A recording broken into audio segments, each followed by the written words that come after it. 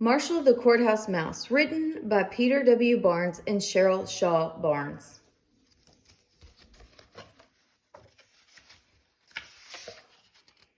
Hear ye, all mice, rise and draw near. America's mice with good will and good cheer are pleased to announce and proud to report the opening term of the Mouse Supreme Court. The court now in session is 9 special mice. They're all very smart. They're all very nice. They're all called justices, and their great contribution is to guard and protect the Mouse Constitution.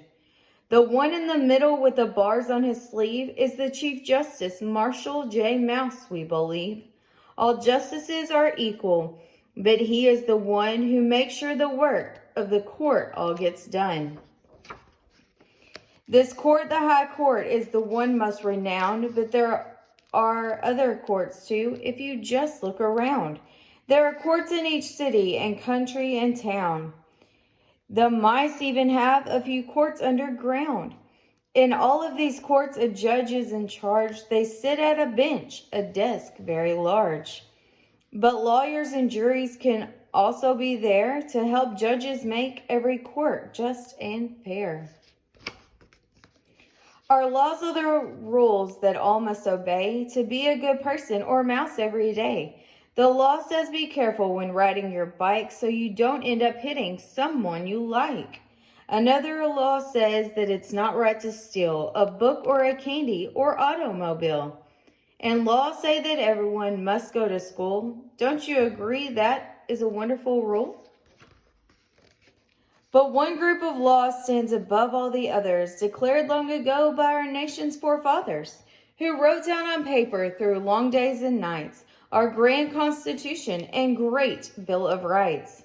These documents gave us, you really should read them, a promise to all of liberty and freedom. They gave everybody the freedom to vote, the freedom to worship, and also, please note, the right to free speech, the right to decide how to live your own life, how to live it with pride. These rights are so special, we all must respect them. The Supreme Court's job is to preserve and protect them. It does this whenever it chooses to hear a question or case of a law that's unclear. For disputes about laws aren't all that unusual. In fact, some laws can be unconstitutional. Here's an example the Mouse Congress created. It once passed a law that directed and stated that mice could not eat the same cheese every day. It was a strict law all mice had to obey. It said that on Sundays they had to eat cheddar. On Mondays was Roquefort, which many like better. On Tuesdays, everyone ate mozzarella, from the smallest mouse girl to the biggest mouse fella. Each Wednesday, Swiss cheese was on every plate. On Thursdays, Parmesan everyone ate. On Fridays, American cheese was supreme, and Saturdays just Philadelphia cream. But some of the mice had thought all along, this law is confusing and odd and just wrong.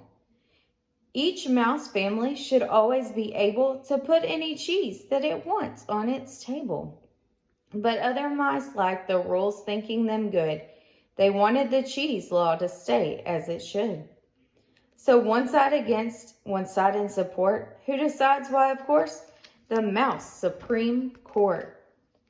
According to practice and legal tradition, the process must start with a special petition that says there's a question so big and involved, it's something that only the High Court can solve.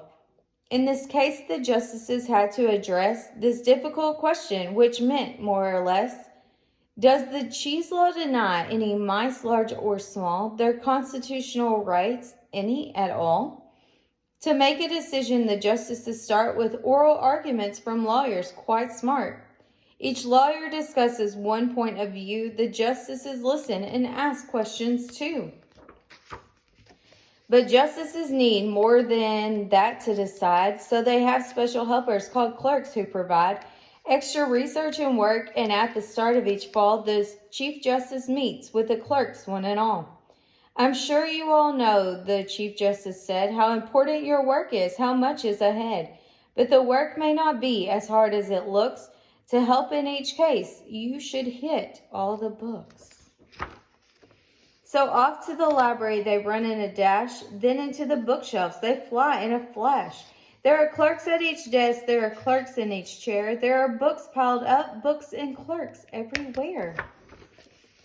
This work can take weeks, sometimes it takes months, while the justices study and meet more than once, in private and conference, to talk and review, to decide on each case, to decide what to do.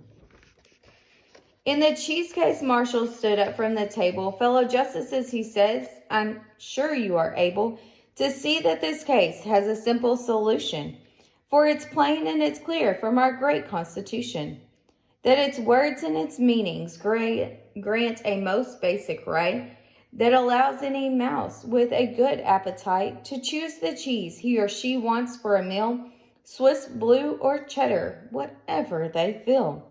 This means that the cheese law, I'm sure you can see, must be struck down now, constitutionally. Hear, hear, said the others. We consent and agree, and they voted with Marshall unanimously. To give their decision, the justices next wrote down an opinion, their words put in text, and by court tradition, what they had agreed was printed on paper for all mice to read. The justices also hand down their decision, announced from their bench with care and precision, read aloud by a justice a great declaration to all who are gathered and the rest of the nation. In this way, their decision is spread far and wide. It proclaims the new rules by which all must abide. Each decision makes sure that we all understand that our great Constitution is the law of the land. That night, at the tables of mice everywhere, there were all kinds of cheeses to enjoy and to share. Thanks to 9 justices who care and support and protect all our rights in the great Supreme Court. Thank you for listening to Marshall the Courthouse Mouse, written by Peter W. Barnes.